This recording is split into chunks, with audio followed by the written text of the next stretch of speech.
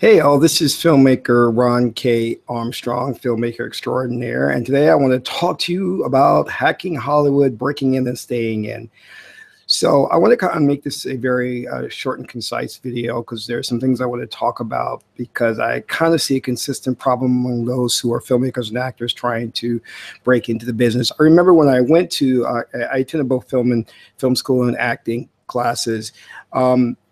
It was a type of the same programming where they tried to convince all of the students that if you had talent, if you worked hard, you would eventually be discovered. And the reality of the industry is that that is not necessarily so. The skill set that will make you successful in the industry is not necessarily your talent, though a large portion of it needs to hinge upon your talent, but there are ancillary skills that you need to possess, or you need to understand the lay of the land before you can become really, really successful. I'm really big on the idea of hacking the system because what I've come to understand as part of a minority group in this country is that Hollywood doesn't afford you the opportunities it does to white Americans. So the roles that are there are few and far between, and the roles that are available don't necessarily paint minorities in a good light. Case in point, if you look at Asian men, they're never portrayed as very romantic. The heroes, the Bruce Willis types, and Asian women are always painted as submissive. Latinos are Latinas as very hot and spicy, argumentative, and African American males as thugs or hypermasculine and things of that nature. So you have to start looking at ways in terms of making a path for yourself. And I want to kind of dedicate this video to the god Heruka Huti,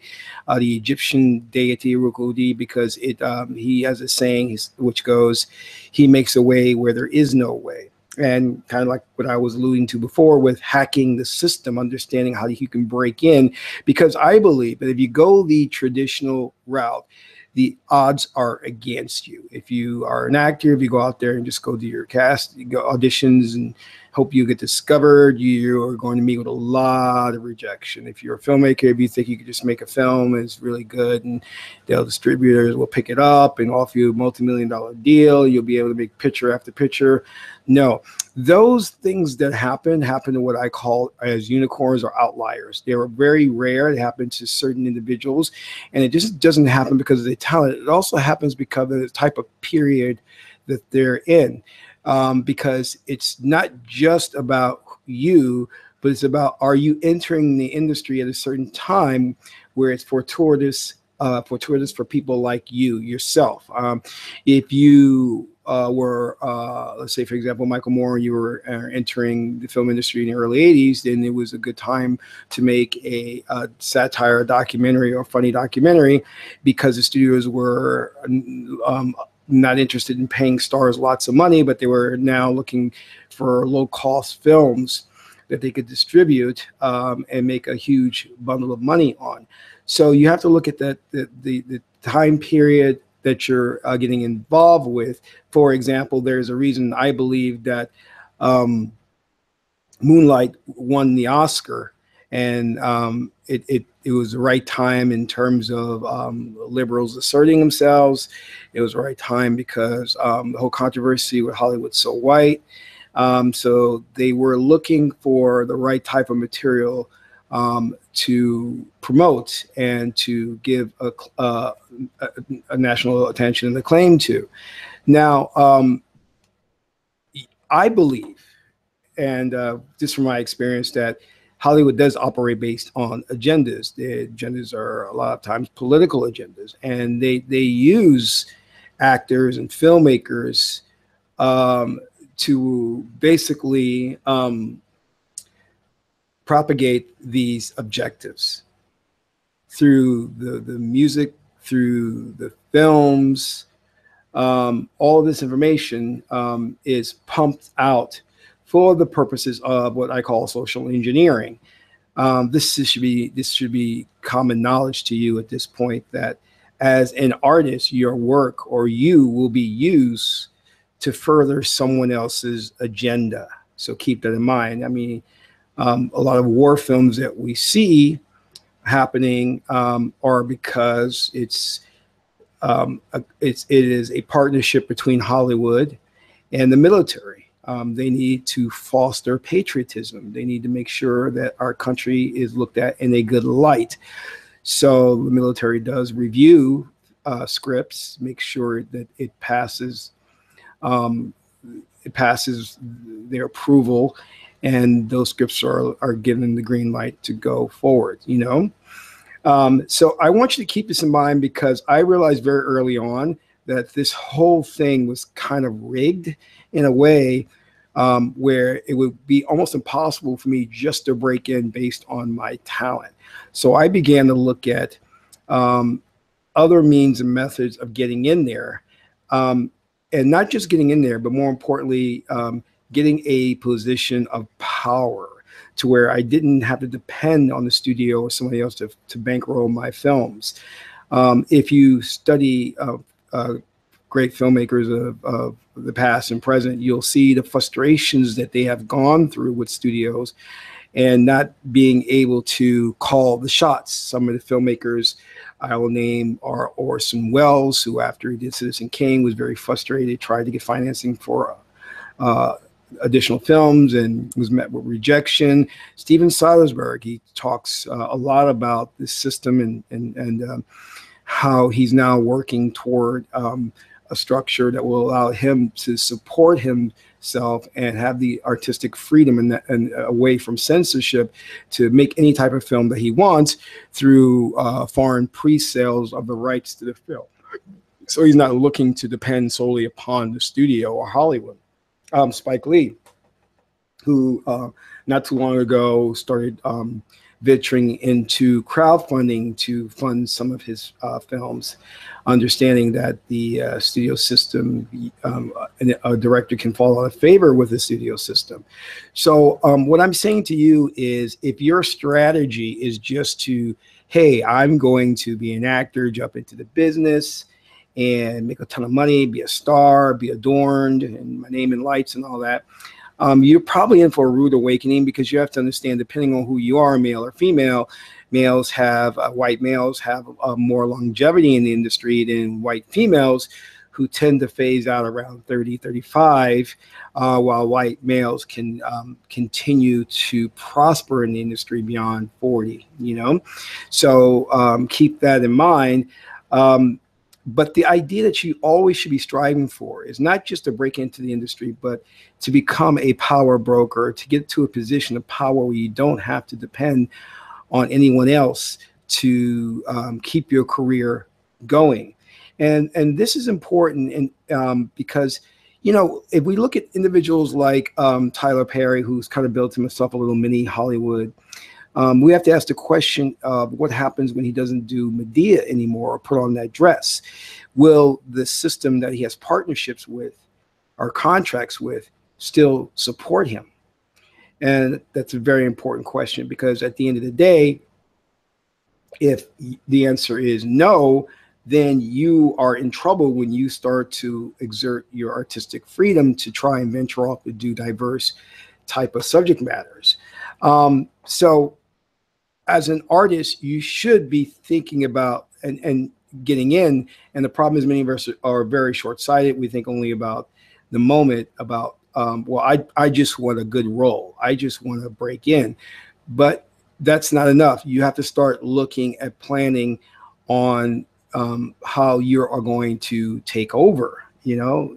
So hacking the system is one way just to break in there.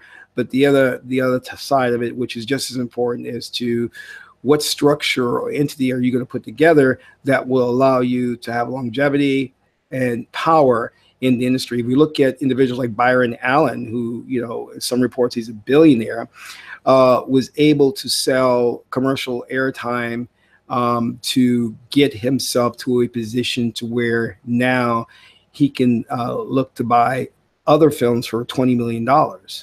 You know, he's now in a very powerful position and actually sued the Obama administration but I don't want to go into all of that. But that's how we have to look at it. And one of the things I want you guys to do is to research and look at this book called An Empire of Their Own: How the Jews Invented Hollywood, by Neil Gabler, you know. And oh, another thing is, if you look at the poster behind me, this is The Evil Dead, and it was done by director Sam Raimi, who did Spider-Man 1, 2, and 2, I believe, and 3, was it? And he talked a lot about, after he did Evil Dead, and he did he followed it up with another film, not Evil Dead 2, but before he did Evil Dead 2, he did another film in which the studio came in, rewrote the script, replaced his music composer. And, you know, when you don't have power and when you're not a James Cameron, this is what's going to happen to you, you know, especially if you're working on a franchise piece like the Avengers or Spider-Man or Wonder Woman. You are basically a director who is painting by numbers. You don't have freedom to do what you want, you know. But if you're Steven Spielberg, George Lucas, James Cameron, you've got carte blanche. You can do whatever you want. You know, it's reported now, which I'm very happy, that James Cameron is going to be working on the next Terminator film. He may be working on another Alien film, and he's definitely doing Avatar 4, I think 4 follow-ups to Avatar, 4 Avatar films. So that's, and you know, he's a very ingenious innovator. Every time he comes out with a film, there's always something that's groundbreaking and revolutionary, which is awesome. But going back and taking a lesson from this book, How the Jews Invented Hollywood, this actually follows the Jews as they immigrated to this country, and the specific individuals are Harry Cohen, William Fox, Jack and Harry Warner, Adolf Zukor, and how they started the major studios like Warner Brothers, 20th Century Fox, Paramount Pictures. And the one thing that the book really highlights is, at the time they got in on the ground floor when the motion pictures was just starting out in the Nickelodeons. And Thomas Edison was also, you know, into the motion picture business. And there was the fight between the Jews and Thomas Edison, because Thomas Edison wanted to control the industry by controlling the copyright and patents to the cameras. And so and anyone wanting to make a film had to abide by his standards and rules. So inevitably, we know that you know, men like Harry Cohen and Adolf Zukor and you know, Harry Warner were successful. And the way they were able to do this was to really revolutionize the way movies were made and seen.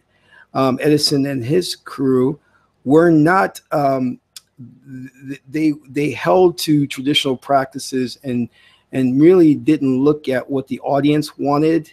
You know, like, for example, these guys would go, you know, Warner and all these, and Zukor would go and get stage actors who had sort of names for themselves and put them in movies. And that was never done before. And people who were familiar with these stage actors now wanted to see the movie that they were in, you know. So this showed you how the Jews, in their approach, was very groundbreaking. You know, and this enabled them to take the market from Edison and his crew and dominate that. And I'm saying this to point out that for you to be truly successful in the industry, I want you to start thinking about, what can you do differently that will shake things up and where you can corner the market and dominate, you know?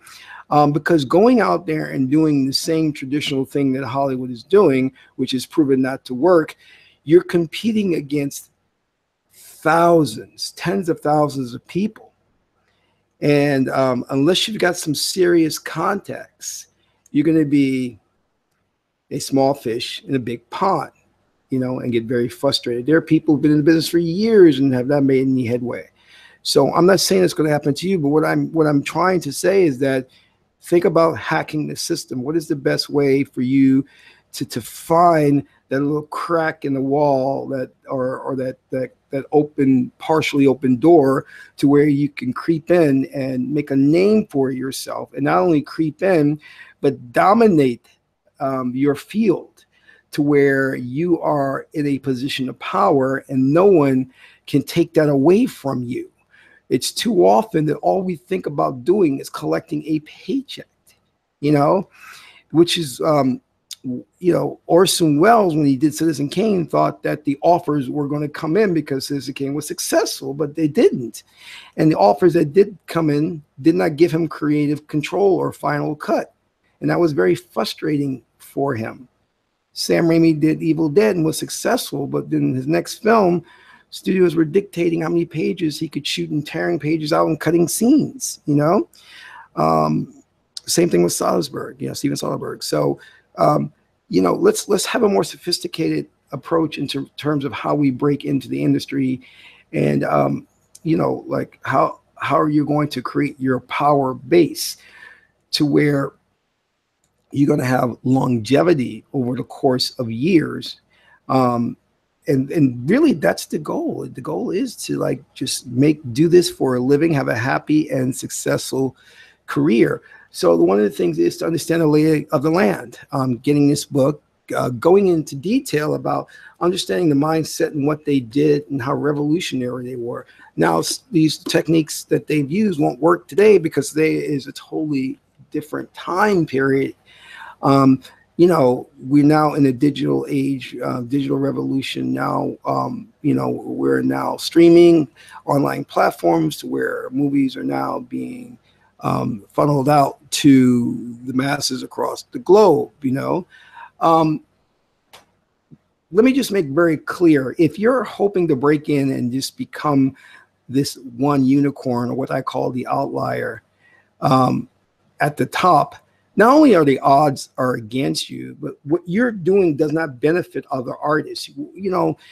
There's something about creating a platform that helps other people, employing other people, because in the end, they will help and come back to help you, if you fall or if you're no longer in the limelight, So start thinking about that. Start really focusing on that. And going back to what I was saying before, this is not an option, because when you are a minority and you're getting into the business, you're going to realize that you are going to be stereotyped, stigmatized, put in the box, and they're going to say, this is the only thing for you. And if you're not, if you're lucky and you become that outlier or that unicorn, which the odds are greatly against it, then you're just one at the top, and it has done nothing to help further the cause of other minorities out there looking to break in and to a system that is not fair. It's not equal. I mean, if you look at what's going on now, the system really is trying to give you this illusion that it's diverse, and what happens with Hollywood is when they get caught in their racist casting and practices, then let's give an award to a film. Let's give an award to Moonlight to make it seem like we are progressive, we are diverse. And then after the accolades and the celebration dies down, they go back to their same racist tendencies. So, and then they get caught again, and the cycle repeats itself, and they're not going to change. The only way they're going to change if they have a serious contender with power to make them and force them to change. And right now, we're looking at Bollywood and the Nigerian film market that may now get Hollywood to say, oh, we've got to start changing some things, and because look at what Nollywood is doing. They're getting a percentage of our audience.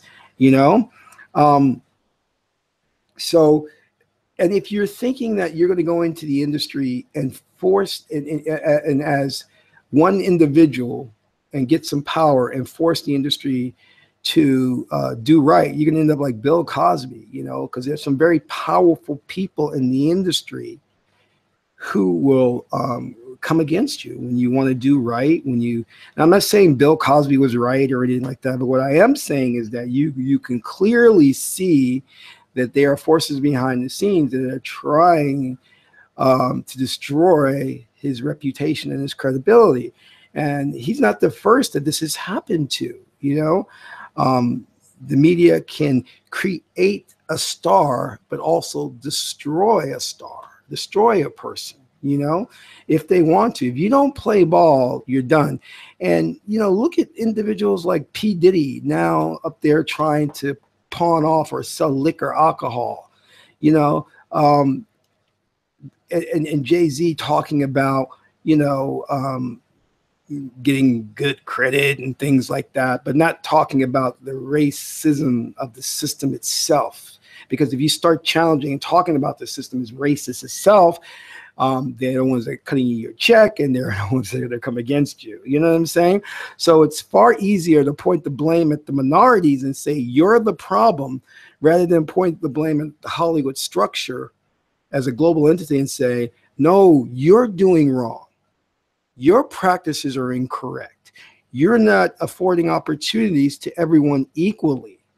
You know, when an African-American director gets a deal, the most he'll get is about $20 million, but you'll get these young white boys who'll get $100 million deals.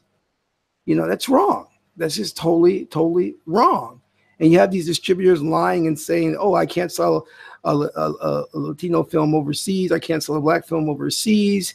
And you know, you get Hollywood who won't make films starring women, you know, and coming up with excuses, you know, and things of that nature, and only putting women in particular roles that shows them as love interests and so forth. So, you know, let's start to look at how we can shake things up, revolutionize things, and at the same time, look, power is beautiful. When you get into a position where you're a Spielberg and you're a Cameron and you can call the shots, you're people. When you make calls, people pick up the phone. But when you have no power and you're just collecting a paycheck, what they'll do is Hollywood will say, go up on that podium and talk about how talent is what it's all about. And if you're talented and you love America, all the things will come your way, which is a lie. It's just a lie. You know, you're going to have to play ball. I mean, P. Diddy, Puffy, you know, is up there talking about selling his liquor because they're telling him to sell his liquor, and they'll sell that liquor. And that's not, and he's trying to make that seem as if it's real economic empowerment. Yes, I'm economically empowering myself by selling my liquor. It's not his liquor. He's the face of the company. And he's selling this high-priced liquor to minorities who really can't afford it and shouldn't be spending money on that in the first place. And if he wanted to talk about real economic empowerment, then he would be talk about creating scalable industries where many people can be employed with benefits, 401k, all of that. That's how you help a community out. That's how you become economically empowered, by creating, you know, your own brand that you own, that you copyrighted, that you chemically created in a lab, that's yours. Not something to where a liquor company came to you and say, hey, we'll pay you X amount of dollars if you be the face of this brand or this product. And you just say the things we tell you to say. Yeah, this alcohol tastes good in vanilla or whatever. It's just ridiculousness, you know? So these people are being pimped out, put before us to tell us lies and to distract us from the truth of the matter is the system is not changing. The system is the same racist political system it has always been. And unless power challenges it, it won't change. It will not change. It may get caught and it may put on the facade of change for a short period of time, but inevitably it's going to go back to business as usual. And we're going to see the same thing as Chinese people with laundromats, African Americans as thugs and rappers, you know, black women on hip hop wives or whatever. So think about what you can do to hack the system, break into the system, and then stay in by getting a position and a base of power that affords others opportunity to come in with you, and not be a unicorn or outlier like an Oprah Winfrey. like a Tyler Perry. These individuals are extraordinary. They did a great job breaking in, but they don't have it to where they can help the masses. Their hands are tied because you step out of what you're allotted for in the industry, and they will destroy you. You start saying the truth about the industry, that most roles don't go to African Americans, Latinos, Asians. They don't go to us. And the statistics bear that out dramatically. But you, as an artist, I don't want to take away from this. Yes, be passionate about what you do. Love what you do. Look at it as an art, but also as a business and something that's very political. If you keep that in mind, then you will be successful. But if you're just looking at Hollywood with starry eyes and thinking, I'm going to be famous, I'm going to be successful, and you don't look at the details of how things work, how is it structured, you are going to fail. So I hope you like this. If you like this video, hit the like button, subscribe to this channel for more videos. And this is Ron K. Armstrong, filmmaker extraordinaire. And that's all for now.